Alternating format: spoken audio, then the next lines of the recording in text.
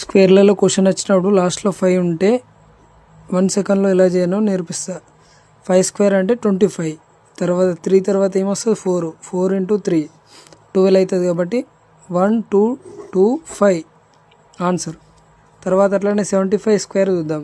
5 square అంటే 25, తర్వాత 7 తర్వాత 8 వస్తుంది. 8 ఇంటూ 7 ఎంత అవుతుంది 56, 5 6 2 5 ఆన్సర్.